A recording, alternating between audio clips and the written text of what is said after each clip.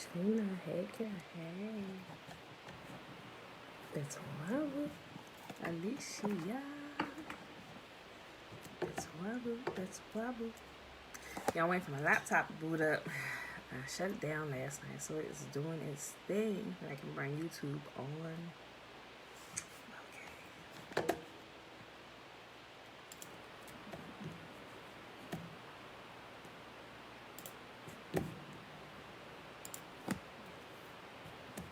Getting all my stuff here already.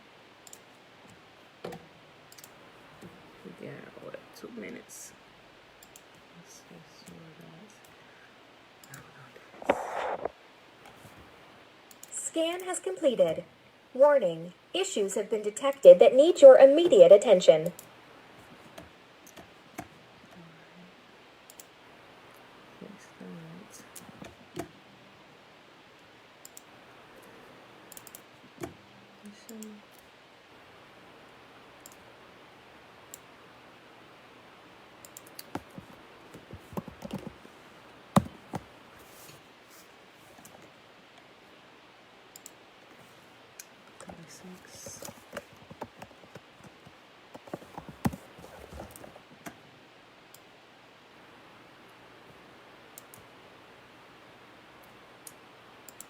Alright, looks like we got it all going here. Got 1 minute of prep time left. Okay, let's make sure everything is in place. I guess what?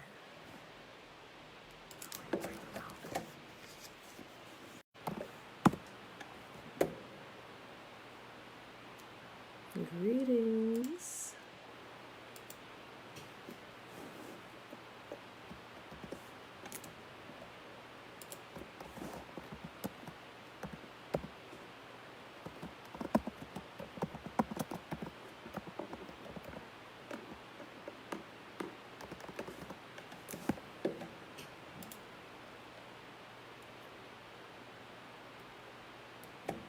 I had to do the thumbnail, sorry. Okay. Alright, so now everybody on 7:15 right on the dot. Prep time was moving a little slow this morning, but we here. Top of the day, beautiful people. Top of the day. Okay, there we go. Alright, beautiful people. It is Tuesday, February the 16th, 2021, day 79 of year 3 of reading through the books of the law and the prophets and of the 3-year consecutive day count, day 748. We start in the book of Deuteronomy today.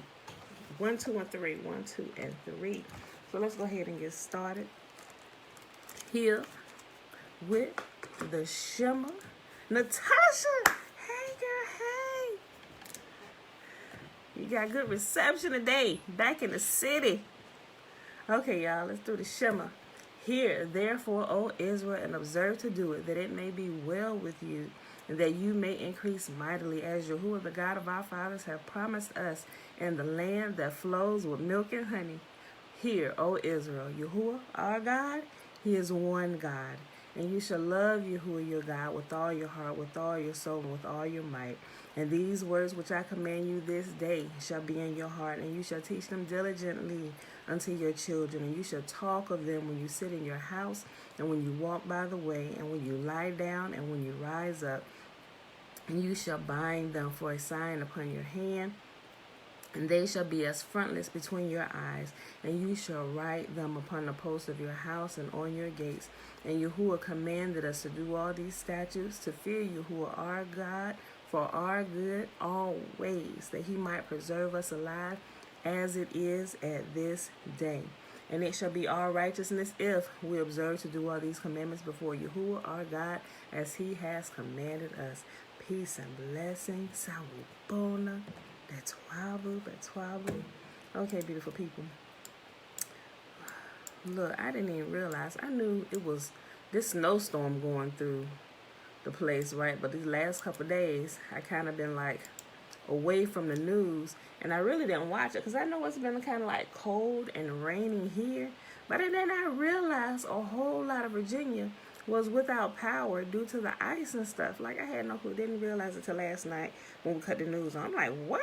There's a huge power outage here in Virginia? Shalom, shalom, Mom. So I was like, oh, snap. I mean, nobody mentioned, so I guess nobody I know lost power here.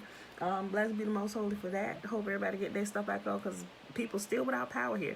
And it's freezing cold, but today it's supposed to be like 64 degrees. So hopefully they get some warmth, because here in Virginia, if your house doesn't have the right size, I'm going to say like heating pad thingy, I forget what it's called. That's probably really bad. I really should know what the name of that is. But because it doesn't really, it used to never get as cold as it's starting to get now here in Virginia. The way they build the houses here, like the heat, the heat like goes off when it gets below 40 here, right? So it's like cold in your house. And we experienced that a couple of years ago, like before we moved here. And it's the same thing. If it drops below 40, the whole freaking heat just act crazy, right? So everybody got to bundle up in extra clothes and stuff, walk around the house in blankets. You know, I'm like, what in the world? So, I don't know. Y'all just be warm out there. But thank the Most Holy for this warm day. Maybe a couple warm days is coming.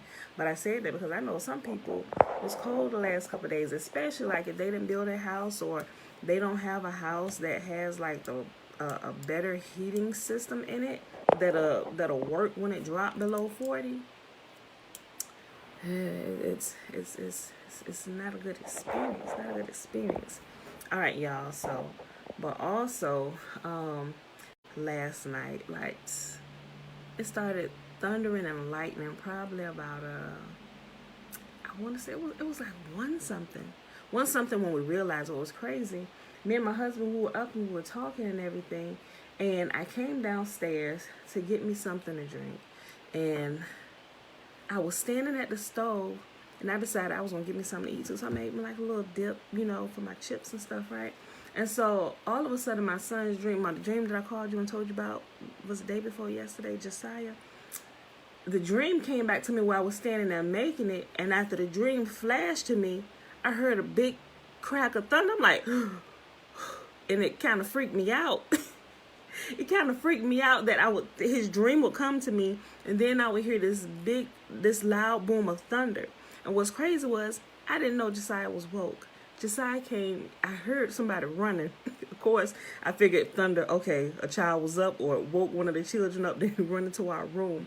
But it was Josiah, and he came running. I heard him running, and Jay was like, boy, calm down. And then he comes, where's Mom? And he come running down the stairs, and he said, Mom. And I looked at him, I'm like, your dream? I said, ooh, this kind of scary, ain't it? He said, yes. He said, it's about to happen. I said, what I know is about to happen is we're probably about to have a thunderstorm. As to your dream, if that's about to happen, I'm not quite sure. Now, let me tell you what his dream was. The day before yesterday, he woke up, because he slept in later than everybody else. He's like the night owl, right? He's like the night owl. And he like does both of them. Some morning he up with me. He want to drink coffee with me. Boy, 7 years old. No, I'm sorry. He just turned 8. Yeah, he 8. But anyway, I call him my coffee buddy. But he's also my late night owl when I'm up, right? So, but anyway, his dream was he woke up and he said, Mom, I just had this dream. I said, what? He said, it was kind of scary. I said, what was it, Josiah? And so he said, well, he said and he used these exact words, right? He 8 years old. He used these exact words. He said, there was this severe thunderstorm. He said, and then lightning started striking. These were his exact words, y'all. Listen. He said, there was a severe thunderstorm, and then lightning started striking down every high place. And then it started striking down every low place. He said, and then our whole family got on a plane and went to Nani's house. And I'm like, that was interesting because, first of all, it caught my attention with the words that he used by using high place and low place. Because if we read the scriptures, what do we know scripture is talking about when it's talking about the high places? There were places of idol worship, right?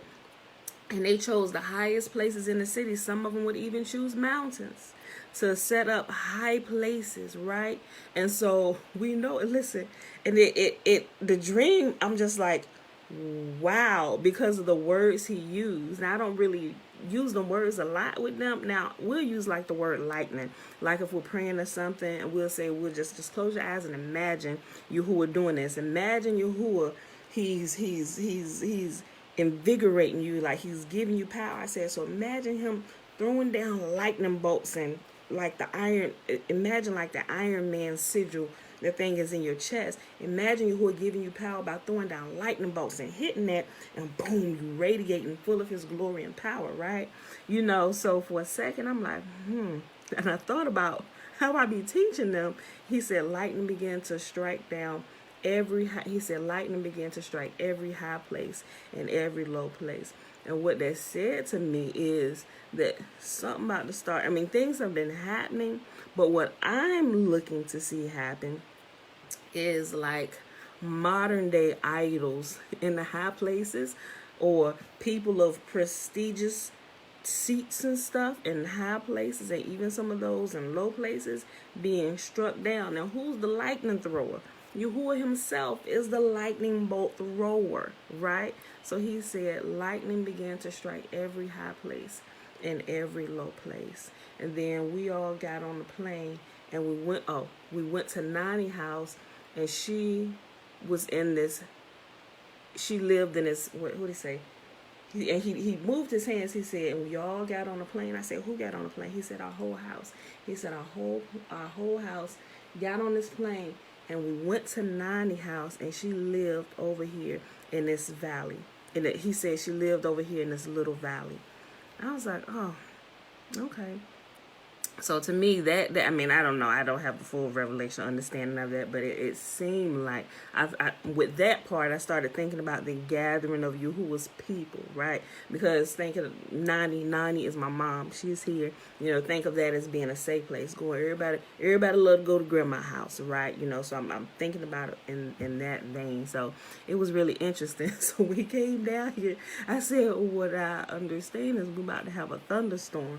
But as to your dream, if that's about to happen like right now, I don't know. I said, I don't know. I said it could be. I said, but your dream, I believe, was had spiritual significance to it, Josiah.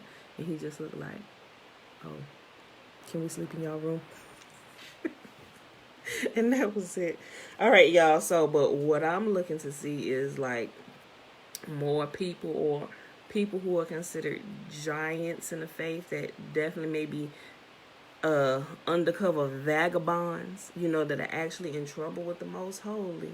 I'm looking to see more of those things come out, the high places being struck down, and even those who are in the low places getting hit too, you know. So everybody do it once over, do it twice over, do it thrice over. Consider your ways, check yourself, check your family. You know, so that's how I look at that. So now my eyes are open and I'm watching, right? Because we know we at that time when he's about to gather his people and restore us. He said he's going to deal with the vagabond, the rebel among us, face to face. Like he directly is going to deal with them, meaning he's going to deal with his own people that's rebels down here walking the earth, right? So if we see some of them being taken out of here, just know. Okay, y'all, so let's start the reading for the day. We are in, let me make sure my volume, ain't nobody said that, so I guess my volume is good. Okay. Oh, Trina said, well, it has not snowed in Arkansas for many years. We got several inches. I'm so glad maybe people will sit their butt down. I know, right, and stop spreading this COVID. But what they say is the cold, although sometimes we know that sometimes we need a good snow to kill the virus, but for some reason they're talking about the snow, the cold air is gonna make it worse. It's the heat that's gonna kill it. I don't really know. I mean, I read some stuff, but I don't really know. You know, I just know I'm keeping to what Yahuwah say, and I'm keeping my body under control, right? So, Feed It Life, y'all. Load up on vitamin C, zinc. If you got sea moss, do sea moss. I think daily I take vitamin C, zinc, vitamin C, zinc, vitamin D. I take an iron pill, and I take I think it's called Quercetin. Yeah, Quercetin. But let me tell you something about that Quercetin. Boy, it's cute. I think it's Quercetin. Let me show it to you real quick, because I noticed that stuff worked faster than anything else. And I heard a female doctor. Oh yeah, it was a black female doctor who they kind of put on blast, and she was telling people the truth. She said, "Listen, this is what y'all need to get." And when I heard how it was like an hour long, I'm gonna have to find it. Yeah, it's Quercetin, right?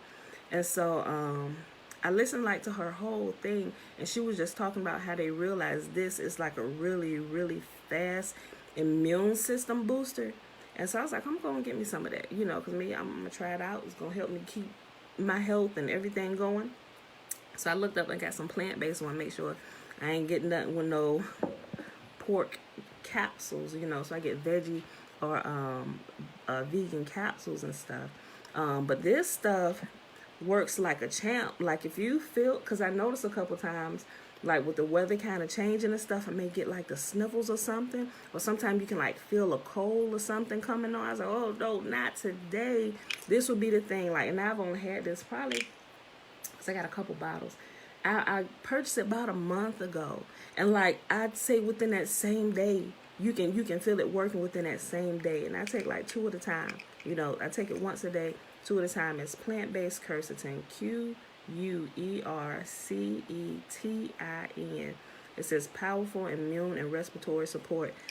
Yes, it really is. So if y'all having issues, you need to boost your immune system. Sometimes I'll take this, but it's rare that I don't take the other ones. But if I don't take any of the other ones, I always take this. At least for the last month since I had it, because you can feel it immediately. That whatever is in that Quercetin, it does something for this melanated body. It really does. So okay, y'all, we in Deuteronomy today. I done talked to, oh my gosh, I done spent 15 minutes talking about that. Okay, Deuteronomy chapter 1.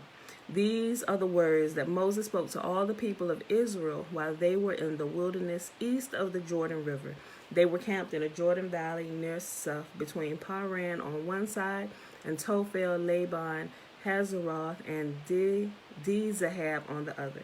Normally, it takes only 11 days to travel from Mount Sinai to Kadesh Barnea, going by way of Mount Seir. But 40 years after the Israelites left Egypt, on the first day of the 11th month, Moses addressed the people of Israel, telling them everything Yahuwah had commanded him to say. This took place after he had defeated King Sihon of the Amorites, who ruled in Heshbon, and at Edrei had defeated King Og of Bashan, who ruled in Ashtaroth. While the Israelites were in the land of Moab, east of the Jordan River, Moses carefully explained Yahuwah's instructions as follows. When we were at Sinai, Yahuwah, our God, said to us, "You have stayed at this mountain long enough. It is time to break camp and move on. Go to the hill country of the Amorites and to all the neighboring regions, the Jordan Valley, the hill country, the western foothills, the Negev, and the coastal plain. Go to the land of the Canaanites and to Lebanon and all the way to the great Euphrates River. Look, I am giving all this land to you. Go in and occupy it, for it is the land Yahuwah swore to give to your ancestors, Abraham, Isaac, and Jacob, and to all their descendants." Moses continued, "At that time I told you, you are too great a burden for me to carry all by myself. Yahuwah your God has increased your population, making you as numerous as the stars. And may Yahuwah, the God of your ancestors, multiply you 1,000 times more and bless you as he promised. But you are such a heavy load to carry. How can I deal with all your problems and bickering? Choose some well-respected men from each tribe who are known for their wisdom and understanding, and I will appoint them as your leaders." Then you responded, "Your plan is a good one. So I took the wise and respected men you had selected from your tribes and appointed them to serve as judges and officials over you. Some were responsible for 1,000 people, some for 100, some for 50, and some for 10. At that time I instructed the judges, you must hear the cases of your fellow Israelites and the foreigners living among you. Be perfectly fair in your decisions and impartial in your judgments. Hear the cases of those who are poor as well as those who are rich. Do not be afraid of anyone's anger, for the decision you make is Yahuwah's decision. Bring me any cases that are too difficult for you, and I will handle them. At that time, I gave you instructions about everything you were to do. Just as Yahuwah, our God, commanded us, we left Mount Sinai and traveled through the great and terrifying wilderness, as you yourselves remember, and headed toward the hill country of the Amorites. When we arrived at Kadesh Barnea, I said to you, you have now reached the hill country of the Amorites that Yahuwah, our God, is giving us. Look, he has placed the land in front of you. Go and occupy it as Yahuwah, the God of your ancestors, has promised you.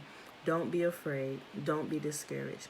But you all came to me and said, first, let's send scouts to explore the land for us. They will advise us on the best route to take and which towns we should enter. This seemed like a good idea to me, so I chose 12 scouts, one from each of your tribes. They headed for the hill country and came to the valley of Eshcol and explored it. They picked some of its fruit and brought it back to us, and they reported, the land Yahuwah our God has given us is indeed a good land. But you rebelled against the command of Yahuwah your God and refused to go in. You complained in your tents and said, Yahuwah must hate us. That's why he brought us here from Egypt to hand us over to the Amorites to be slaughtered. Where can we go? Our brothers have demoralized us with their report. They tell us the people of the land are taller and more powerful than we are, and their towns are large, with high-rising walls into the sky. We even saw giants there, the descendants of Anak. But I said to you, don't be shocked or afraid of them. Yahuwah, your God, is going ahead of you. He will fight for you just as you saw him do in Egypt. And I said that like that, the descendants of Anak, because remember, this is after the flood. They talking about they still seeing giants. It wasn't just, oh, we look like grasshoppers in their sight because they so, no. They were literally still giants in the land. How did they get there?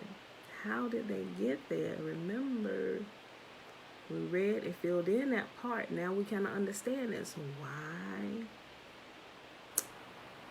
King Og, one of the descendants, forefathers was saved.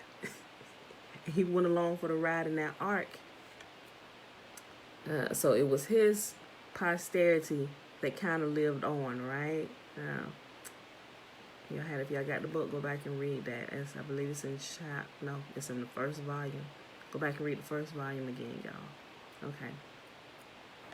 But I said to you, let me go back up here. Hold on, let me just go here. Yahuwah must hate us. That's why he has brought us here from Egypt to hand us over to the Amorites to be slaughtered. Where can we go? Our brothers have demoralized us with their report. They tell us the people of the land are taller and more powerful than we are, and their towns are large with walls rising high into the sky. We even saw giants there, the descendants of Anak. But I said to you, don't be shocked or afraid of them. Yahuwah, your God, is going ahead of you, and he will fight for you, just as you saw him do in Egypt. And you saw how Yahuwah, your God, cared for you all along the way as you traveled through the wilderness, just as a father cares for his child. Now he has brought you to this place. But even after all he did, you refused to trust Yahuwah, your God, who goes before you looking for the best places to camp, guiding you with a pillar of fire by night and a pillar of cloud by day. When Yahuwah heard your complaining, he became very angry. So he solemnly swore, not one of you from this wicked generation will live to see the good land I swore to give your ancestors, except Caleb, the son of Jephunneh. He will see this land because he has followed Yahuwah completely. I will give to him and his descendants some of the very land he explored during his scouting mission. And Yahuwah was also angry with me because of you. He said to me, Moses will not even enter the promised land. Instead, your assistant Joshua, the son of Nun, will lead the people into the land. Encourage him, for he will lead Israel as they take possession of it. I will give the land to your little ones, your innocent children. You were afraid they would be captured, but they will be the ones who will occupy it. As for you, turn around and go on back through the wilderness toward the Red Sea. Then you confess, we have sinned against Yahuwah. We will go into the land and fight for it, just as Yahuwah our God has commanded us. So your men strapped on their weapons, thinking it would be easy to attack the hill country. But Yahuwah told me to tell you, do not attack, for I am not with you. If you go ahead on your own, you will be crushed by your enemies. This is what I told you, but you would not listen. Instead, you rebelled against Yahuwah's command and arrogantly went into the hill country to fight. But the Amorites who lived there came out against you like a swarm of bees. They chased and battered you all the way from Seir to Hormah. Then you returned and wept before Yahuwah, but he refused to listen. So you stayed there at Kadesh for a long time. Had them boys running out of there like the 7 sons of Sceva. Okay, second chapter, Shalom, Josiah, Shalom. What do you think about coffee against support? Ooh, girl. Listen, I love me some coffee, and sometimes I don't, right? Wait, you asking, is it good? Please send me a cocktail. Please send me your cocktail mix. I'll post in here what I be taking, right? Okay, but Thailand, I love me some coffee, but sometimes I know it's not good for me, right? Because, listen, like when I be cleansing my body, as you may see, sometimes my face will break out, right? Just like soda. Like, I haven't had soda, right? But my face will break out if I drink anything fizzy. So I got to stay away from the sparkling water. But sometimes you just need to get that fizz, or at least I do sometimes. I was like, okay, I just can't even do the sparkling water. My mama, she said, I know anytime you done had something you ain't supposed to have, but a lot of times it do, right? But I haven't had a soda in a while. It's the sparkling water, right? So I was like, okay, I got to get over this craving for something, the sparkly stuff, it's like something a little bit stronger than just like water or juice or tea. But sometimes even a tea, like I ain't gonna say like the herbal tea, but like the caffeinated, even like the half calf or the decaffeinated tea, it's something about the caffeine or something that's in it that causes my face to break out. So I really shouldn't be having it at all. But also when I go through the detox, my face will also break out. So sometimes, like, girl, I don't know, is you detoxing or you eating something or you drinking something you're supposed to have, so a lot of times it's been recently the sparkling water. But the coffee, I'm for it, and then sometimes I'm against it. It just depends on how your body acts, right? It depends on what you're trying to use it for. Now, if you drink it black, it's a little more healthier than when you're adding a creamer to it, right? And it could have some health benefits. It really could. If you've ever looked into coffee, it could if you drink it black. But a lot of people can't drink it black unless you got a really good blend, right? I can drink straight black coffee, but it has to be a really good blend. It has to be smooth, and it has to be, I don't know, it just depends on the person, Thailand. You look into it, research the benefits, and then you decide yeah or nay, because now you can own that information if you do with it what you're going to do, right? Okay. But I literally do. I make coffee just about every day here. Even though I may not drink it, even though my husband may not drink it, he just loves the smell because he grew up smelling. I used to have a Keurig, right? He's like, oh, you got coffee? It don't even smell like coffee here. But I realized the smell of coffee. He loves the smell of coffee. So some days we won't even drink coffee, but I get up faithfully and I'll put on the pot so you can smell the coffee. So it smells like Starbucks in here, and it'll get him up. I hear his feet hit the floor. Boom. I say, yep, he up. Smell the coffee. Trying to help him out. Sometimes it'll be hard to get up, especially on cold days. Okay, smell of coffee, it'll get you up. So, but Thailand is, yeah, name. It's your decision. Deuteronomy chapter 2. Then we turned around and headed back across the wilderness toward the Red Sea, just as Yahuwah had instructed me, and we wandered around in the region of Mount Seir for a long time. Then at last Yahuwah said to me, "You have been wandering around in this hill country long enough.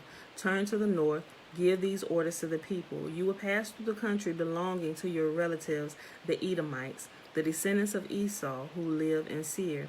The Edomites will feel threatened, so be careful.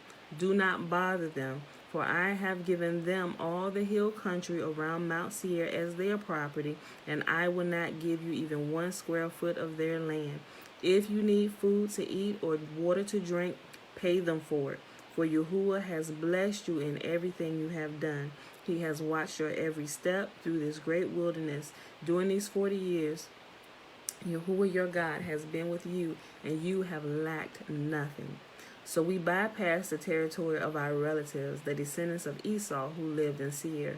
We avoided the road through the Arba Valley that comes up from Elath and Ezion-Geber. Then, as we turned north along the desert route through Moab, Yahuwah warned us, "Do not bother the Moabites, the descendants of Lot, or start a war with them. I have given them Ar as their property, and I will not give you any of their land." A race of giants called the Emites once lived in the area of Ar. They were as strong and numerous and tall as the Anakites, another race of giants. Both the Emites and the Anakites are also known as the Rephaites, though the Moabites called them Emites. In earlier times, the Horites had lived in Seir, but they were driven out and displaced by the descendants of Esau, just as Israel drove out the people of Canaan when Yahuwah gave Israel their land. Moses continued, Then Yahuwah said to us, "Get moving, cross the Zered brook." So we crossed the brook.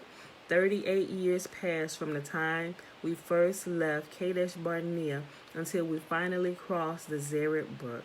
By then, all the men old enough to fight in battle had died in the wilderness, as Yahuwah had vowed would happen. Yahuwah struck them down until they had all been eliminated from the community. Oh, ain't that something, bro? Hold on. Just thought about the dream again of what the side said. Listen. Yahuwah struck them down until they had all been eliminated from the community.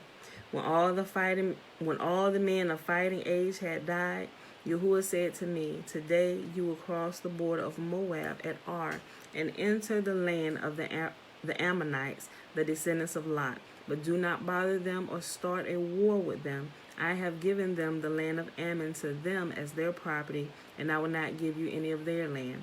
That area was once considered the land of the Rephaites who had lived there, though the Ammonites called them Zamzumites. They were also as strong and numerous and tall as the Anakites, but Yahuwah destroyed them so the Ammonites could occupy their land. He had done the same for the descendants of Esau who lived in Seir, for he destroyed the Horites so they could settle there in their place. The descendants of Esau live there to this day. A similar thing happened when the Caphtorites from Crete invaded and destroyed the Avites who lived in villages in the area of Gaza. Moses continued, Then Yahuwah said, "Now get moving, cross the Arnon Gorge. Look, I will hand over to you Sihon the Amorite, king of Heshbon, and I will give you his land. Attack him and begin to occupy the land. Beginning today, I will make the people throughout the earth terrified because of you. When they hear reports about you, they will tremble with dread and fear." Moses continued, "From the wilderness of Kedemoth, I sent ambassadors to King Sihon of Heshbon with this proposal of peace. Let us travel through your land. We will stay on the main road and we won't turn off into the fields on either side. Sell us food to eat and water to drink, and we will pay for it. All we want is permission to pass through your land. The descendants of Esau who lived in Seir allowed us to go through their country, so did the Moabites who live in Ar. Let us pass through until we cross the Jordan into the land Yahuwah our God has given us." But King Sihon of Heshbon refused to allow us to pass, because Yahuwah your God made Sihon stubborn and defiant, so he could help you defeat him, as he has now done. Then Yahuwah said to me, Look, I have begun to hand King Sihon and his land over to you. Begin now to conquer and occupy his land. Then King Sihon declared war on us and mobilized his forces at Jahaz. But Yahuwah our God handed him over to us, and we crushed him, his sons, and all his people. We conquered all his towns and completely destroyed everyone, men, women, and children. Not a single person was spared. We took all the livestock as plunder for ourselves, along with anything of value from the towns we ransacked. Then Yahuwah our God also helped us conquer Aor on the edge of the Arnon Gorge, and the town in the gorge, and the whole area as far as Gilead.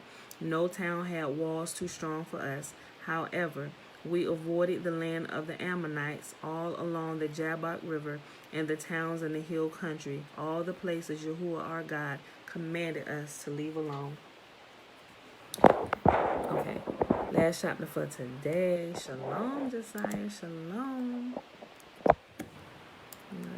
Something to think on. Yes, Natasha was thinking about that dream. That's what she was responding to. Okay. All right, last chapter in Deuteronomy. And then we hop on over here. I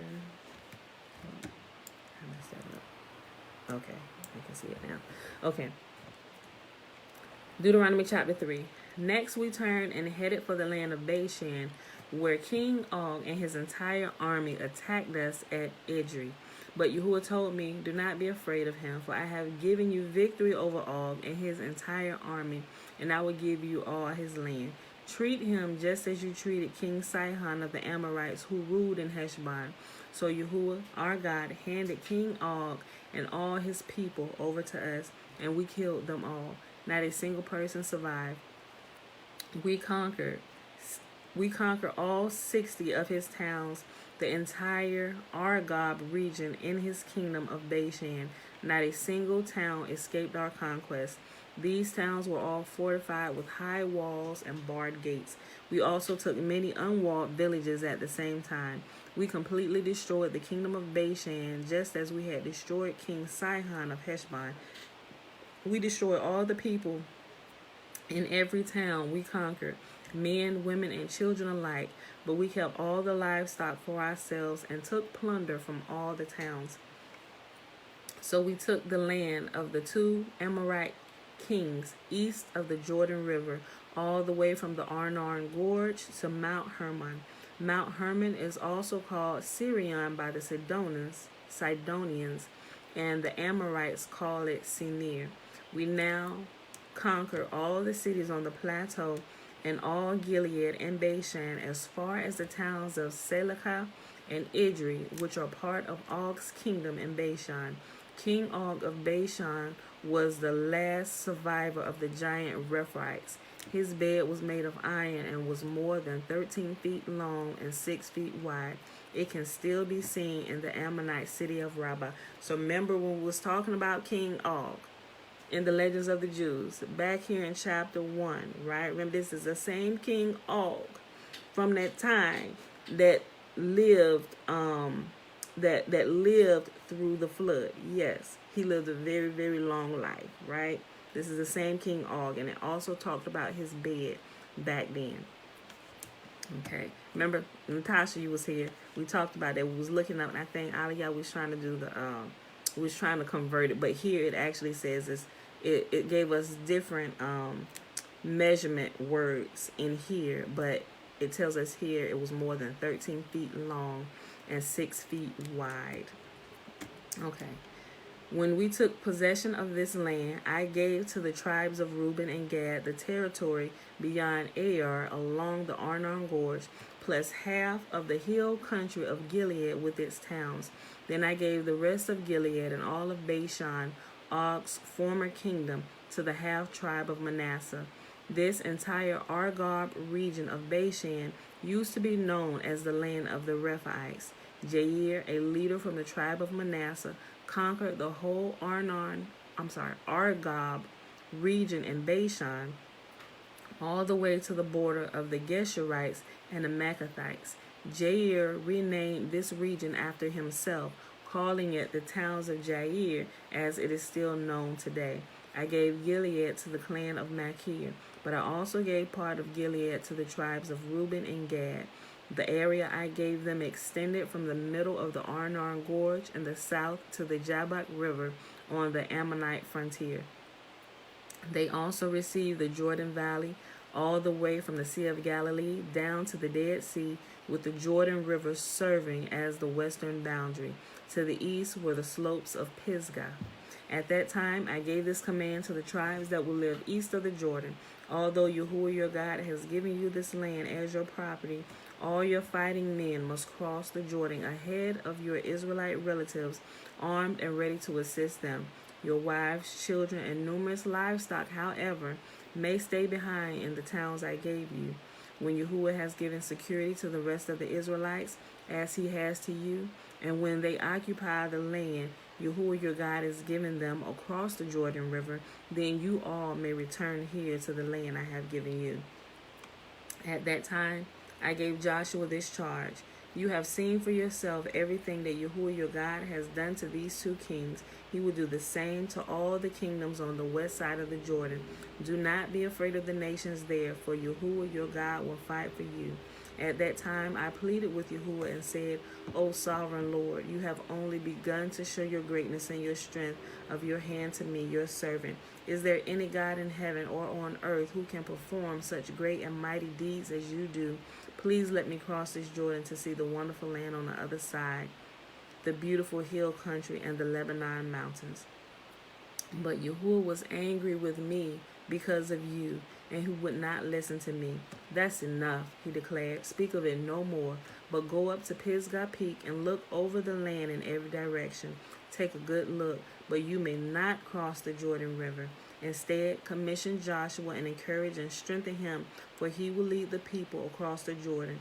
He will give them all the land you now see before you as their possession. So we stayed in the valley near Beth Peor. All right, beautiful people. So that was Deuteronomy 1, 2, and 3.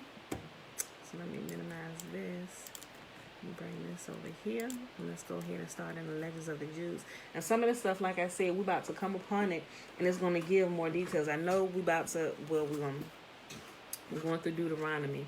But it's going to keep going all the way up through the book of Joshua and through the books of Kings, and all that stuff is in here. We're going to get through all of it. We're just going to keep breathing through it, right? And we're going to get to all of it. But we're going to actually see the detail of Moses and his countdown to the day he died.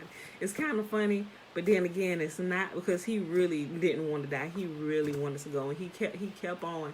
But right here in Deuteronomy, it just sums it up where Yahuwah finally got tired. He said, that's enough, Moses. Stop. You're not going. He said, I'm going to let you see it, though. Moses was really acting like one of the, I ain't going to say acting like a child, because he was the meekest man who ever walked on the face of the earth, right? But he kept asking him, and we're going to see some of the detail in here. We'll get to it in a few days. And it's just going to go into detail on why at this point he cannot stay alive, right? Because I know poor Moses.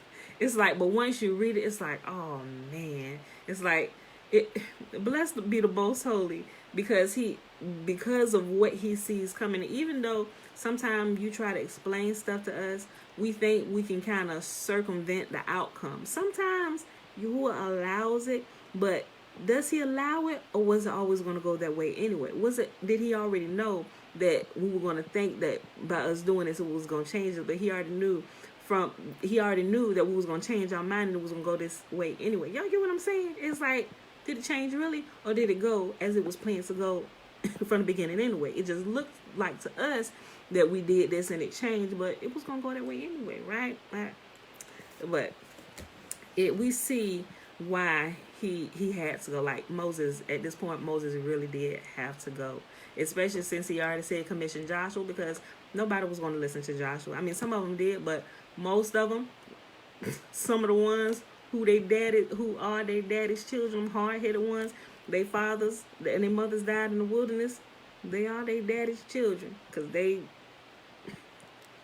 although Yahuwah counted them innocent, but some of them they started keeping to some of the same stuff that their daddies and mamas who died in the wilderness did, and just get them in trouble. But they was being thick-headed and wouldn't listen. Okay, so we are in volume 3, chapter 4, page 317, and if you have the smaller book, the title is called The Flesh Pots of Egypt. Okay, y'all.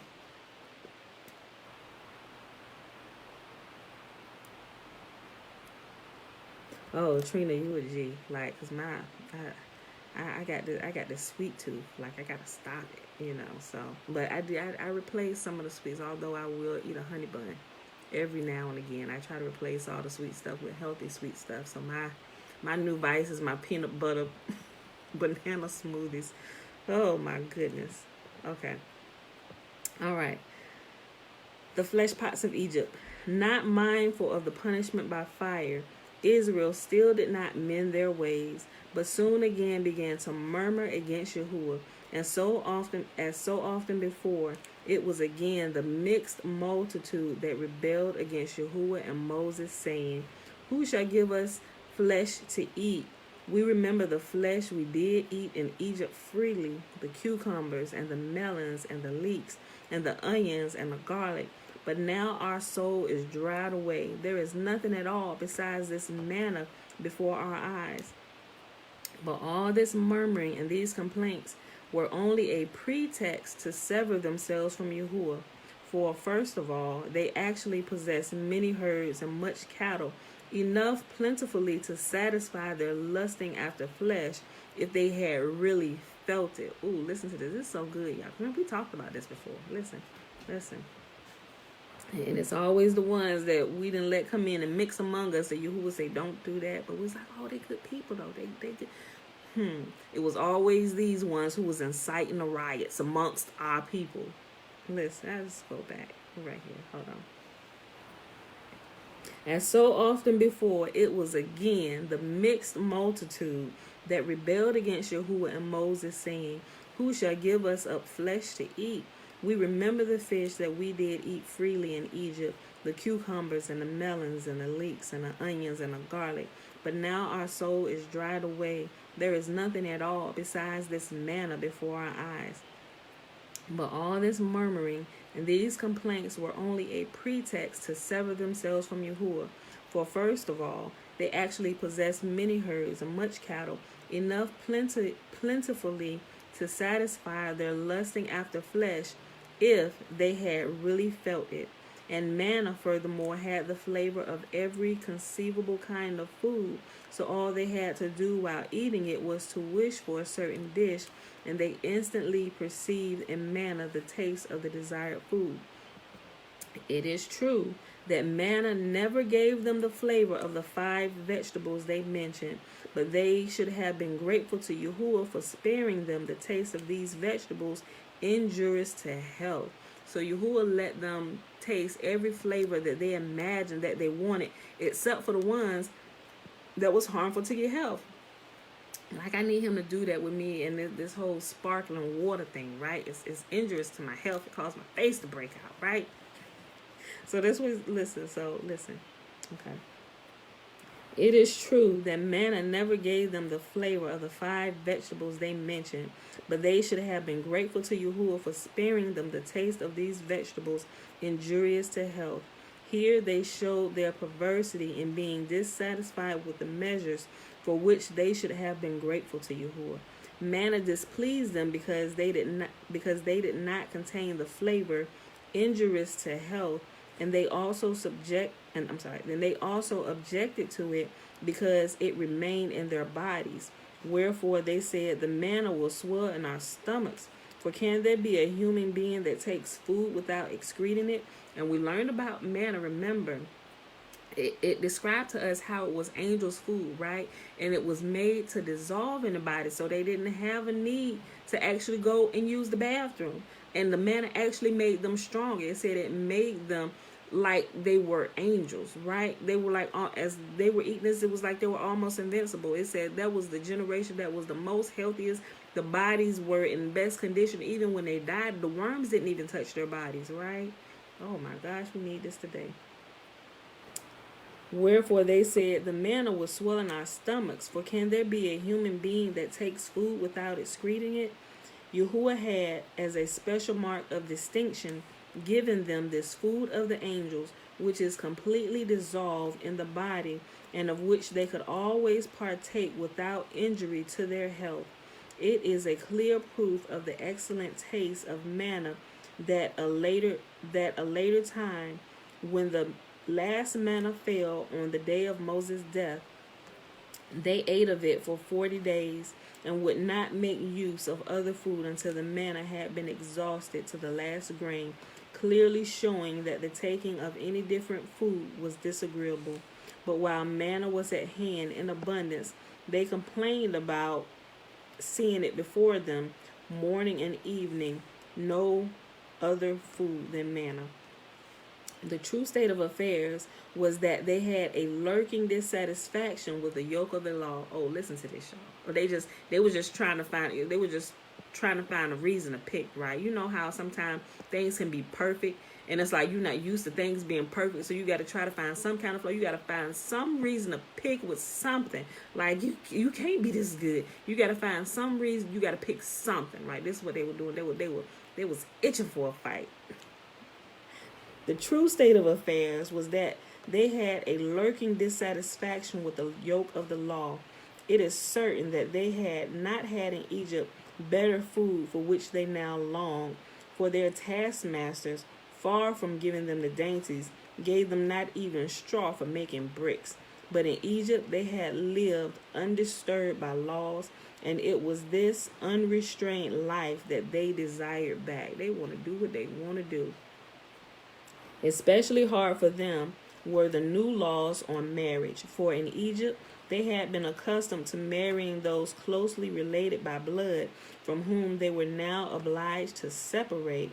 They now trooped together in families, and awaiting the moment when Moses, about to leave the house of study, would have to pass them, and they began to murmur publicly, accusing him of being to blame for all the sufferings they had been obliged to bear. Upon his advice, they said, had they abandoned the most fruitful land, and instead of enjoying the great fortune promised to them, they were now wandering about in misery, suffering thirst from lack of water, and were apprehensive of dying of starvation in case the supply of manna should cease. When these and similar abuses were uttered against Moses, one of the people stepped forward and exhorted them not to soon forget about the many benefactions they had known from Moses, and not to despair of Yahuwah's aid and support. But the multitude upon this became even more excited, and raged and shouted more violently than ever against Moses. This conduct of Israel called forth Yahuwah's wrath, but Moses, instead of interceding for the people, began to complain of their treatment of him, and announced to Yahuwah that he could now execute the commission he had undertaken in Egypt, namely, to lead Israel in spite of all the reverse until he had reached the point of the promised land. He now begged Yahuwah to relieve him of the leadership of the people in some way, and at the same time to stand by him in his present predicament, that he might satisfy the people's desire for flesh. The appointment of 70 elders. The sad predicament of Moses on this occasion is partly traceable to the fact that he had to face alone the murmurs and complaints of the people without the accustomed assistance of the 70 elders. Since the exodus from Egypt, the 70 elders of the people had always been at his side, but these had recently been killed by the fire from heaven at Taberah, so that he now stood all alone. This death overtook the elders because, like Nadab and Abihu, they had not shown sufficient reverence in ascending Mount Sinai on the day of the revelation, when in the view of divine vision they conducted themselves in an unseemly manner. Like Nadab and Abihu, the elder would have received instantaneous punishment for their offense had Yahuwah not been unwilling to spoil the joyful day of the revelation by their death, but they had to pay the penalty nevertheless. Nadab and Abihu being burned at the consecration of the tabernacle, and the elders similarly at Taberah. As Moses now utterly refused to bear the burden of the people alone, Yahuwah said to him, I gave thee sufficient understanding and wisdom to guide my children alone, that thou mightest be distinguished by this honor. Thou, however, wish to share this guidance with others. Go then and expect no help from me, but I will take of the spirit that is upon thee, and will put it upon them, and they shall bear the burden of the people with thee, that thou bear it not thyself alone. And we see this is a constant thing with Moses, right? From the time Yahuwah called him, he like, well, I can't go to Pharaoh. Can Aaron come along too? Like, he always looking for like somebody else. Like Yahuwah wasn't enough, right? Yahuwah said, I gave you everything you needed to lead this people alone with just me by your side, but you always calling for help from other people, right? Who may that not be us? Let us learn from Moses. Although Moses was the meekest man, he wasn't perfect. None of us are perfect, but as we're learning about different things, let's learn to adapt to the good and put away the things that seem wanting, right? We don't want those same things lacking and wanting in our own lives. May we not be found wanting, and a lot of us are found wanting at this day, right? So may we grow day by day. Yahuwah bade Moses choose as his helpers in the guidance of the people such men as has already been active leaders and officers in Egypt. In the days of Egyptian bondage, it frequently happened that the officers of the children of Israel were beaten if the people had not fulfilled their task in making bricks. But he that is willing to sacrifice himself for the benefit of Israel shall be rewarded with honor, dignity, and the gift of the Holy Spirit. The officers suffered in Egypt for Israel, and were now found worthy of having the Holy Spirit come upon them. Yahuwah moreover said to Moses, with kindly words welcome the elders to their new dignity, saying, Hail to you that are deemed worthy by Yahuwah of being fit for this office. At the same time, however, speak seriously with them also, saying, Know ye that the Israelites are a troublesome and stiff-necked people, and that you must be ever prepared to have them curse you or cast stones at you. Ain't that still true today about our folk?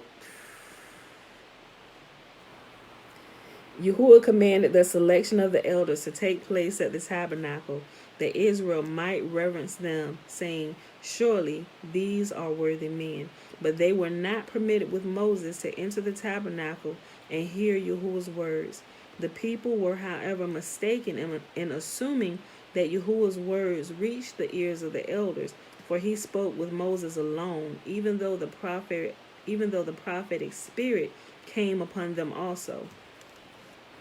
Oh, so what does that say? That a prophetic spirit can come upon you, but you can also, with that prophetic spirit being upon you, you can also not be hearing the voice of the Most Holy. Ooh, I'm going to read that again. Listen to this. Listen to this. So just because you got a prophetic spirit on you, don't mean that you hear the voice of the Most Holy. Don't mean that you hear the voice of the Most High.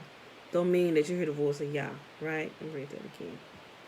Yahuwah commanded the selection of the elders to take place at the tabernacle, that Israel might reverence them, saying, Surely these are worthy men. But they were not permitted with Moses to enter the tabernacle and hear Yahuwah's word. The people were, however, mistaken in assuming that Yahuwah's word reached the ears of the elders, for he spoke with Moses alone, even though the prophetic spirit came upon them also. Now when Moses wished to proceed to the selection of the 70 elders, he was in a sore predicament, because he could not evenly divide the number 70 among the 12 tribes, and was anxious to show no partiality to one tribe over another, which would lead to dissatisfaction among Israel. Bezalel, son of Uri, however, gave Moses good advice. He took 70 slips of paper on which was written elder, and with the other, and with them, and with them 2 blank slips. And hold on, I'm sorry. He took 70 slips of paper on which was written elder, and with them 2 blank slips, and mixed all these in an urn. 72 elders, 6 to each tribe, now advanced, each to draw a slip. Those whose slips were marked elder were elected, while those who had drawn blank slips were rejected. In such a wise, they could not well accuse Moses of partiality. By this method of appointment, it came to pass that there were 6 elders for each tribe except the tribe of Levi. The names of those chosen were from the tribe of Reuben, Hanok, Carmi, Palu, Zachor, Eliab, Nemuel. From the tribe of Simeon, Jamin, Jachin, Zohar, Ohad, Shaul, Zimri. From the tribe of Levi, Amram, Hananiah, Nathaniel, Sithri. From the tribe of Judah, Zerah, Dan, Jonadab, Bezalel, Shephatiah, Nashon. From the tribe of Issachar, Zuar, Uzzah, Egal, Palti, Othniel, Haggai. From the tribe of Zebulun, Sered, Elon, Sodi, Aholiab, Elijah, Nimshi. From the tribe of Benjamin, Sinah, Kizlan, Elidad, Ahitub, Jadiel, Metaniah. From the tribe of Joseph, Jair, Jozer, Malchil, Adoniram, Abiram, Sether. From the tribe of Dan, Gedaliah, Jogli, Ahinom, Ahiezer, Daniel, Sariah. From the tribe of Naphtali, Elhanan, Elikam, Elishama, Shechemiah, Zabdi, Johanan. From the tribe of Gad, Haggai, Zarhi, Kenny, Matthiah, Mattathiah, Zechariah, Shuni. From the tribe of Asher, Pasher, Shalomi, Samuel, Shalem, Shechaniah, Abihu. Moses gathered these 70 elders of novel extraction and of lofty and pious character round about the tent in which Yahuwah revealed himself, bidding 30 of them to take their stand on the south side, 30 on the northern, and 10 on the eastern, whereas he himself stood on the western side. For this tent was 30 cubits long and 10 cubits wide, so that each cubit was appointed to the elders. Yahuwah was also pleased with the appointment of the elders, that just as on the day of the revelation he descended from heaven and permitted the spirit of prophecy to come upon the elders, so that they received the prophetic gift to the end of their days, as Yahuwah had put upon them the spirit of Moses. But Moses' spirit was not diminished by this. He was like a burning candle from which many others are lit, but which is not therefore diminished. And so likewise was the wisdom of Moses unimpaired. Even after the appointment of the elders did Moses remain the leader of the people, for he was the head of this Sanhedrin of 70 members, which he guided and directed.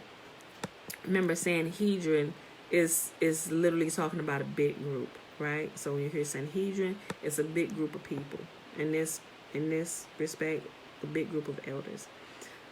The position of elders was not the same rank as that of Moses, for he was the king of Israel. And it was for this reason that Yahuwah had bidden him to secure trumpets and use them for the calling of assembly, that this instrument might be blown before him as before a king. Hence, shortly before Moses' death, these trumpets were recalled from use. For his successor Joshua did not inherit from him either his kingly dignity or these royal insignia. Not until David's time were the trumpets again used, which Moses had fashioned in the desert. Eldad and Medad. We're gonna read this next. We gotta read this next section, y'all. Okay, so remember, Moses was the king. He was the deliverer, and he was also the king, right? And I believe the same thing is gonna happen. It's gonna happen again. So whoever that deliverer is, that is going to arise in our generation, or it could be, and sometimes I wonder if it's going to be multiple deliverers, because we're scattered to the four corners now.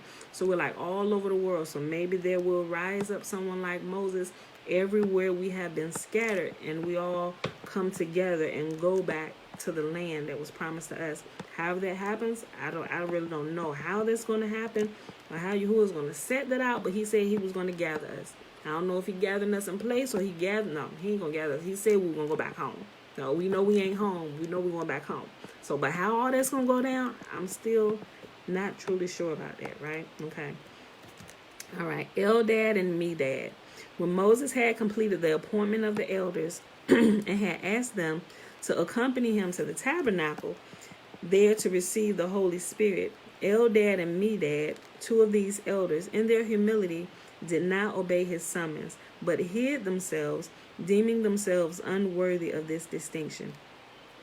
Yahuwah rewarded them for their humility by distinguishing them fivefold above the other elders.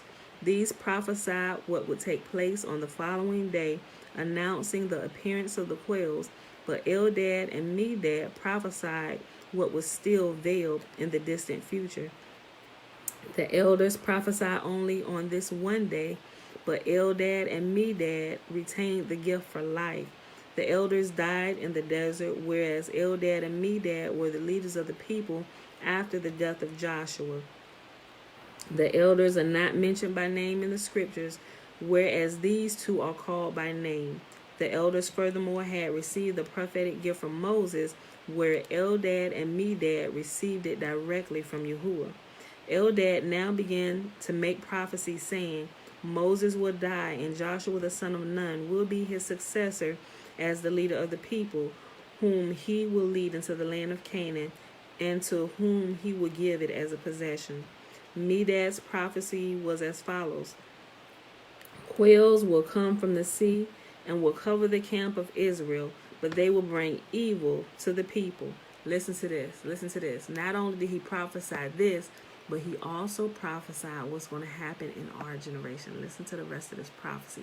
And this is the stuff that I be talking about. I was like, there are pieces that are missing that we need to find out what's going to happen. And it's starting to make sense to me why a lot of this stuff was hidden. Granted, it was authorized by Yah because he didn't want to reveal it until this day, right? So things are coming out and look like some things were Yahuwah is going to use Israel to lay the smack down on a lot of places, right? Hence why he's raising us up everywhere we're scattered at. Like he strategically scattered us everywhere we are scattered, and he's raising us up in those lands. Some of our people are even rising to positions of prominence where they actually can make ruling judgments and change some things, right? Listen to this. Ooh, listen to this. Look. Medad's prophecy was as follows. Quails will come from the sea and will cover the camp of Israel, but they will bring evil to the people.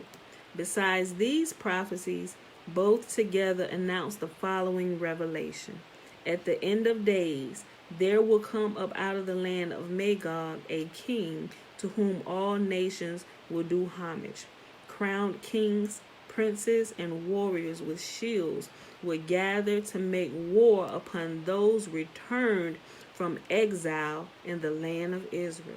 So, sometimes I have days where I'm like, okay, Father, how is this going to happen? When is this going to happen?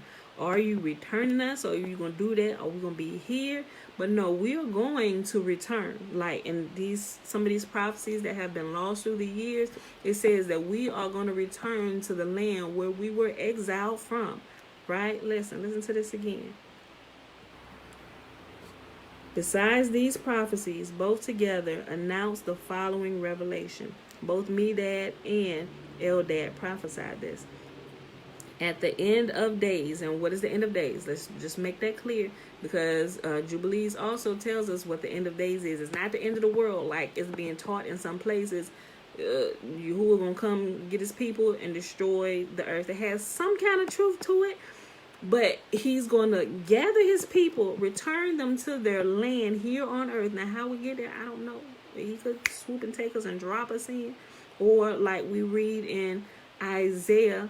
Yeah, in Isaiah, it said the children return by swift beasts, and things like a bird flying through the air that lands soft like a dove on a windowsill. They didn't have planes back then, but we clearly know that's a description of an airplane. Swift beasts, vehicles, cars, planes, trains, automobiles, right? That looks like how we're gonna be returning, right? That's what I understand at this day. That's what I understand that to be, right? Okay. Let me finish reading this. I quit cutting it off, but I want to say the end of day. The end of days is actually means the end of the rule of Esau. Those who are now in power, that are ruling through wickedness, is going to be the end of their rule, right? Jacob now begins to rule. Esau first, then Jacob, right? So the end of Esau's reign over the world is the end of days. When we come to the end of that, and it begins the rule of Jacob. They just like to say end of days. I wish they would add the rest of that. No, it's the end of days for the wicked rule, and it's the beginning of the rule of righteousness, or the beginning of the messianic transition, right? To where the righteous are now put on top, and they begin ruling. Cosmic slop spaceships. Ha. Natasha, you funny. Okay. Besides these prophecies, both together announce the following revelation. At the end of days, there will come up out of the land of Magog a king to whom all nations will do homage. Crowned kings. And it kind of sounds that person who rises, it kind of sounds like something, but let's just keep reading. At the end of days, there will come up out of the land of Magog a king to whom all nations will do homage. Crowned kings, princes, and warriors with shields will gather to make war upon those returned from exile in the land of Egypt. But Yahuwah, our Lord, will stand by Israel in their need and will slay all their enemies by hurling a flame from under his glorious throne. Pause for a second. Remember that dream I told y'all? It just came back to me. My son Josiah, who was talking about something, he said there was lightning striking down every high place. Don't that sound like that? Like I just tell. It just seemed like some different things I shared just lined up. Although I don't be thinking about it, right? Trying to line stuff up. But it just pops out. Okay. Besides these prophecies, both together announce the following revelation. At the end of days, there will come out of the land of Magog a king to whom all nations will do homage. Crowned kings, princes, and warriors with shields will gather to make war on those returned from exile in the land of Israel. But Yahuwah, our Lord, will stand by Israel in their need and will slay all their enemies by hurling a flame from under his glorious throne. This will consume all the souls in the host of the king of Magog, so that their bodies will drop lifeless on the mountains of the land of Israel and will become a prey to the beasts of the field and the fowls of the air. Then all the dead among Israel arise and rejoice in the good that at the beginning of the world was laid up for them, and will receive the reward for their good deeds. When Gershom, Moses' son, heard these prophecies of Eldad and Medad, he hurried to his father and told him of them. Joshua was now greatly agitated about the prophecy that Moses was to die in the desert, and that he, as to be his successor, said to Moses, O Lord, destroy these people that prophesy such evil news. But Moses replied, O Joshua, canst thou believe that I begrudge thee thy splendid future? It is my wish that thou mayest be honored as much as I have been, and that all Israel be honored like thee. Eldad and Medad were distinguished not only by their prophetic gift, but also by their noble birth, being half-brothers of Moses and Aaron.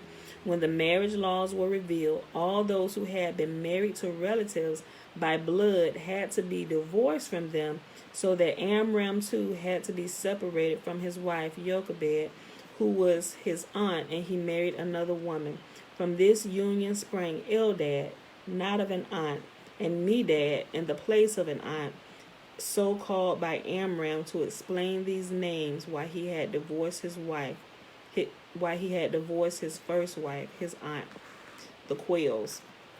The prophecy of these men concerning the quails turned out as they had predicted, the quails being, as Yahuwah had foretold Moses, no blessing for the people. For Yahuwah said to Moses, tell the people to be prepared for impending punishment. They shall eat flesh to satiety, but then they shall loathe it more than that they now lust for it. I know, however, how they came to have such desires. Because my Shekinah is among them, they believe that they may presume anything. Had I removed my Shekinah from their midst, they would never have cherished so foolish a desire. Moses, knowing that the granting of the people's wish would be disastrous to them,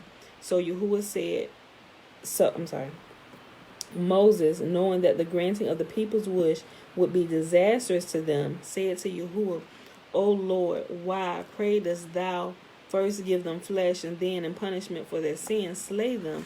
Who has ever heard one say to an ass, here is a measure of wheat, eat it, for we want to cut off thy head? Or to a man, here is a loaf of bread for thee, take it and go to hell with it. Yahuwah replied, well then, what wouldst thou do? Moses, I will go to them and reason with them, that they may desist from their lusting after flesh. Yahuwah, I can tell thee beforehand that thy endeavors in this matter will be fruitless. Moses betook himself to the people, saying to them, is Yahuwah's hand waxed short? Behold, he smote the rock that the waters gushed out, and the streams overflowed. He can give bread also. Can he not provide flesh for his people? The people, however, said, thou art only trying to soothe us. Yahuwah cannot grant our wish. But they erred vastly. For hardly had the pious among them retired to their tents, when upon the godless who had remained in the open came down quails in masses as thick as snowflakes, so that many more were killed by the descent of the quails than later by them tasting them. The quails came in such masses that they completely filled the space between heaven and earth. Oh my gosh. So that they even covered the sun's disk and settled down on the north side and the south side of the camp, as it were a day's journey, lying, however, not directly upon the ground, but 2 cubits above it, that the people might not have to stoop to gather them up. Considering this abundance, it is not surprising that even the halt that could go,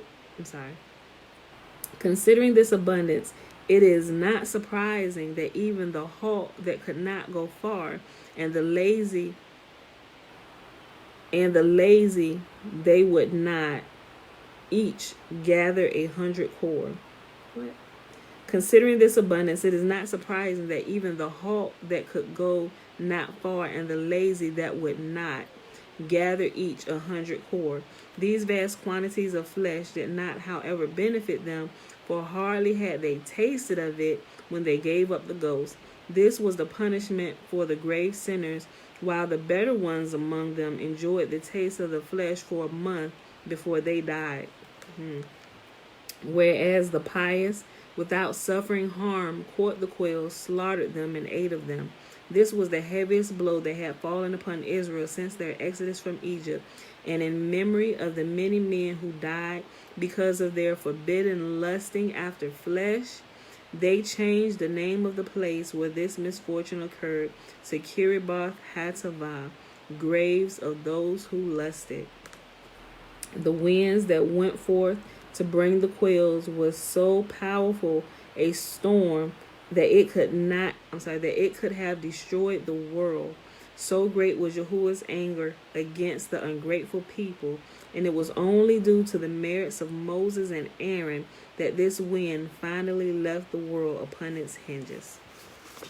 And we are going to stop right there. Tomorrow we're going to pick up with this slandering and what happened to Aaron and Miriam for their slander of Moses. Blessings, Natasha. And this gets pretty good. I'm not sure if y'all read ahead with this, but we get more detail on why Miriam had got stricken with leprosy, right? I wish they had left this part in. It wasn't just her, it was Aaron too. Although Aaron, it didn't stay on him, it stuck on Miriam. You got to read the whole backstory on what happened. So when we read this, the story that we read in the Bible now makes sense, right? I remember somebody, it was funny. This was a few months back. Somebody had did a video, right? And I responded to it. And I only responded to it because he asked a question, right? And it was one of these guys one of the brothers of Zion who he has a very filthy mouth, and but he also, you can tell, I don't know, maybe his teaching is just for the men, right? But some of his titles kind of caught my attention. I wanted to see what he was talking about, see how he expounded on some of the things. But it to me, it seems like he just hollered throughout his whole video. But he had asked a question. And I just kind of, a lot of times I'll kind of stay in my lane, and I just won't, especially when it's multiple men. So I just, let the brothers have this. But I'm going to glean wisdom where I can, right? But he had asked a question and nobody had answered it. And I knew the answer. So, respectfully, because I know the demeanor of this person, how they don't care who it is, he can go out fetch and call you all out your name and stuff. I'm like, oh, Father, I know this. I say, but he might snap on me. But I was like, he asked. I was like, so I'm not butting in here. He actually asked anybody, man or woman, anybody, So I'm like, well, okay, and I heard it. I forget what it was, but I'm reminded of this because of Aaron and Miriam, because he asked, I forget, I would actually have to find that video. I had to go to the channel and find that video. But he asked the question and I answered it very respectfully. I made sure I watched the tone of my words because I knew the demeanor and how his whole demeanor is. Matter of fact, the channel is called The Destroyer of the Gentiles, right? One of our people, one of our folk. But just the way he talks and he responds to people, I was like, yeah, he gonna snap my head off. So I made sure in my comment I was as respectful as possible. I made sure, and I read it to myself a couple times just to make sure, okay, will somebody take that wrong? Would it seem like I'm yelling? And anytime I use caps, I will make a note. No, I'm using caps to bring your attention to this, not because I'm yelling at you, like, right? So I did all that.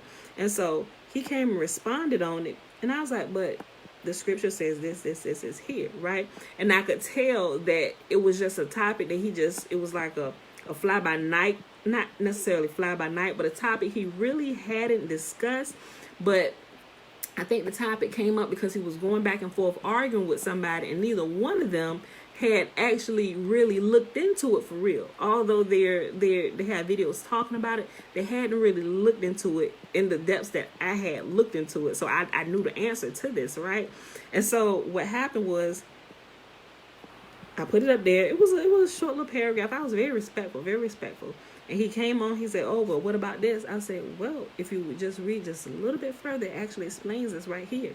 And then he said, I could tell by his response, he was starting to get agitated. But I was only responding because he had asked me another question, right? And then finally, probably after about 4 responses, it was like, how sometimes people just lose it, like, what do you want? And I'm just like, no, he said, get to your point, sister. What is you trying to say? Is you just say what you're going to say, And then I was like, well, I simply said this because you asked this, so I was addressing this. And everything he said, I just kind of went back and I kind of made it short because I saw he was getting agitated, but he was asking me a question, so, but I answered it because I knew there were other people that were watching. And sometimes when you go to people's channels and they ask a question, it's people kind of just lurking around watching the comment section, like eating popcorn, like, ooh, what they gonna say next. So I was mindful of that, but he just kind of lost his stuff, right? And he just started like, look, women like you get in trouble. Think about what happened to Miriam and her running her mouth. And I'm like, I started typing out, First of all, and I was like, Pam, stop it. And so I was like, listen, Miriam got in trouble because she spoke, Yahuwah said that she spoke against him. You know, because the way he was making it sound, he was making it seem like the Most Holy was going to strike me down because I answered his question. I guess I answered it in a way that he really wasn't expecting. I don't think he really expected that somebody was going to bring all the proof and put it there, you know, and then he kind of got agitated. So from that point, after we did that, I no longer responded. Even if I'll go look at it from down here. But I know, I was like, yeah, he asked questions, but he really don't want anybody to answer. That's what I picked up. I was like, yeah, he just... You know, because, and you could tell, and he's still doing the same thing. He asked a question, but he really don't want your input for real. He really want to argue his point. And that's what I realized after that. I was like, yeah, I'm not going to comment on any more of your stuff because you don't look like you're willing to grow, like you really want to sit and have a conversation or actually have a dialogue, right? Going back and forth, you know, oh, I didn't know that. Oh, that's good. Okay, thank you for that. You know, he really just wanted to argue, and he don't want women talking to him at all. Like, I'm like, I respect that because men sometimes, okay, it's mostly women here, you know, okay, I understand that. But he literally come from, based on what I've seen, I ain't gonna say he come from that, but the way he talks, and even sometimes how he talk about his wife and how he call her out her name of bitch, and they think that's okay. I'm like, what is this? I'm like, this is complete blasphemy. Like I had, and it's been a while since I've seen I watched his channel because I just could not take the disrespect when he would talk about his wife. It vexed me so much. I'm like, how can people listen to you? I'm like, have we ever seen Yahuwah's people? And that whole dishonor portion of the men lording over our women, that was never our culture. That was never our culture. That was taught to us by heathen nations, right? And they took it and they kind of help ingrain and worked it into our people, where our people think this is a normal thing. We never dishonored and disrespected one another this way. It was never this way. We never see instances of this happening through here. Our men, no matter if they're kings, queens, we may have seen. You can't really say that. I was thinking about the Shulamite, but he didn't dishonor her. He was just pissed because she wanted to help King David's men out or whatever. He said no, but he kind of, Yahuwah hardened his heart. You know, Nabal.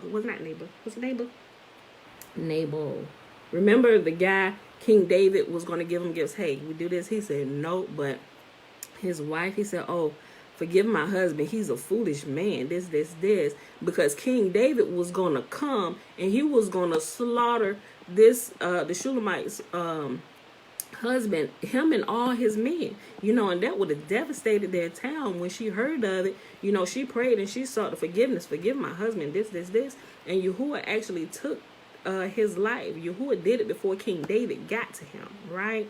You know, so yeah, the camps are government agents. They love the heathen women, yet disrespect their own kind. Yeah, Yahuwah is definitely gonna sweep them away. They gonna be some of the ones. They're gonna be some of the ones that kind of get swept away, because those are truly the rebels among us. Like it's disheartening to watch. It's like, how do you? And I've seen some of them. It's like, how do you teach your children this? How do you teach your children to disrespect their mother? Like, cause you're pissed at her for whatever reason, because she's not bowing to you and kissing your feet. Like, y'all supposed to be like teammates, like, you know, like y'all supposed to be like Bonnie and Clyde, like partners for life, like where one is weak here, the other one is strong here. Like, you literally come together to make one another complete, so you be like one united force. But the way that they treat their, like, it's disgusting, y'all. It makes me want to puke. I can't listen to them that long. It's like, how could you even be put in a position to teach people when you dishonor women like this? And we know, I said it before, we see it, and you can go to any place that dishonors women like this and lords over women. The spirit of the Most Holy is not there.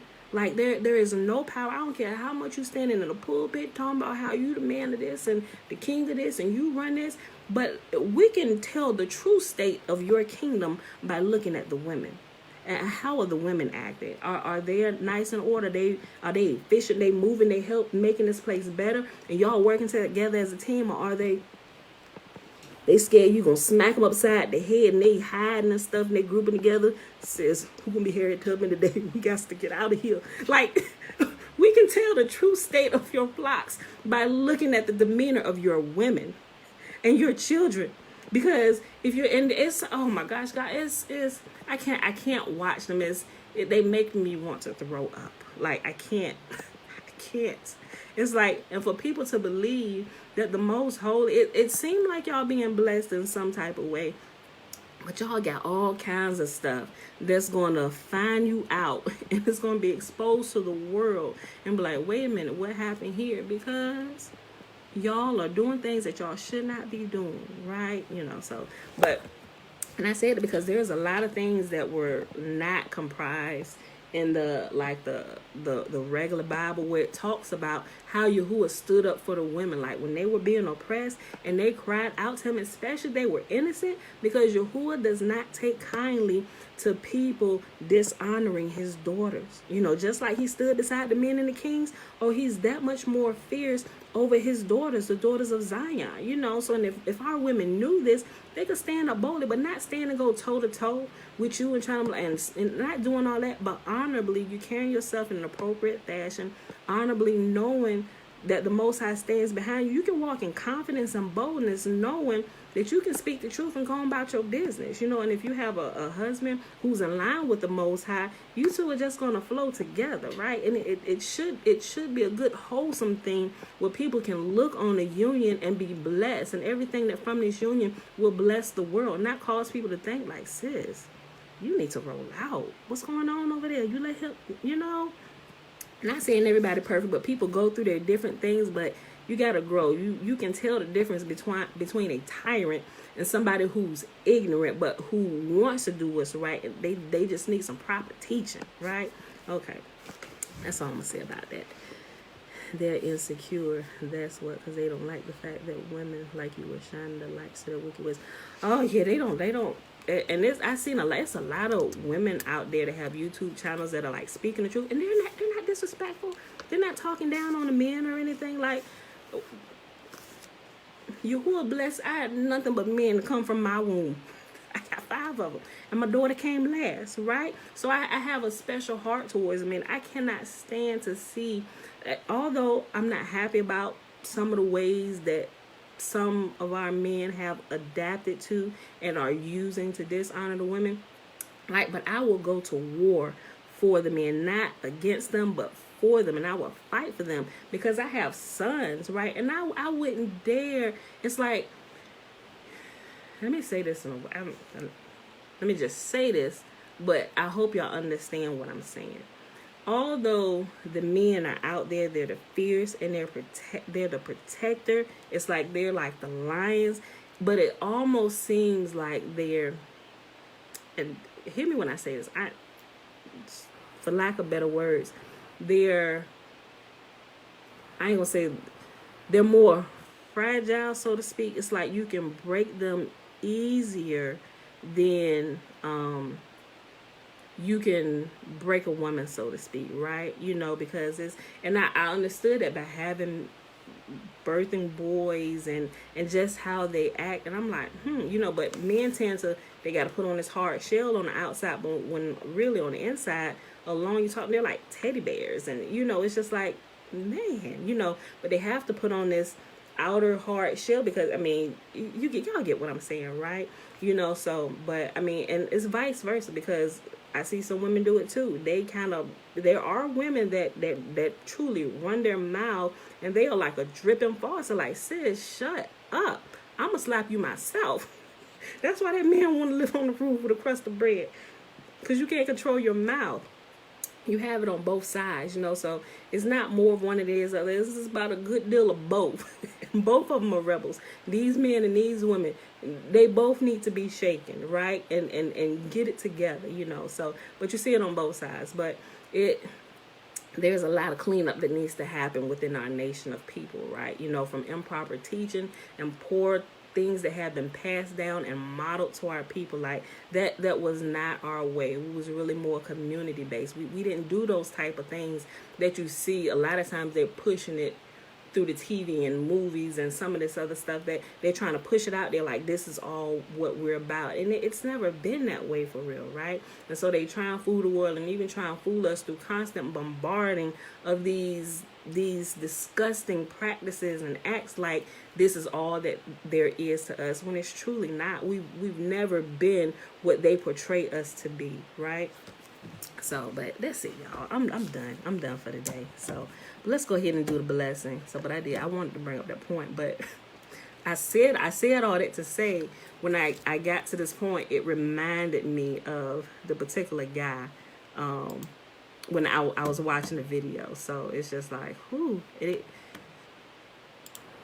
Yahuwah bless his people and clean us up. That's the last bit I'm going to say. Okay, y'all.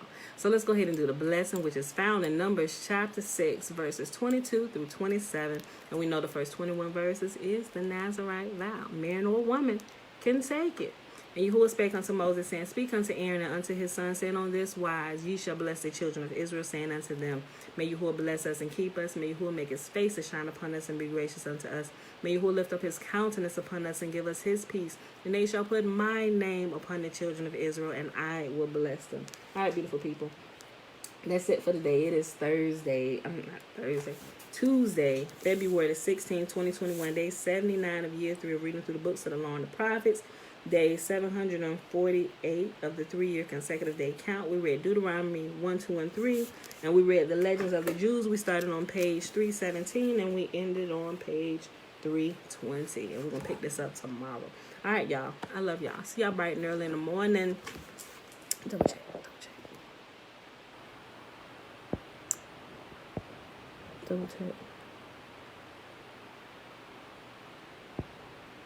I was just explaining something because it popped up. I wasn't really giving attention to it. But I want it because I was reminded of it. It happened months ago. I had completely forgot about it till I read over that last portion. I was like, oh, I remember that. Yeah, but it's nothing. I wasn't giving attention to it. I just wanted to explain the example.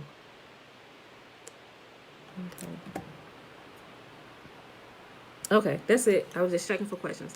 Okay, y'all. That's it. We out here. Hey, girl, hey. All right, y'all. We out here. Bruce.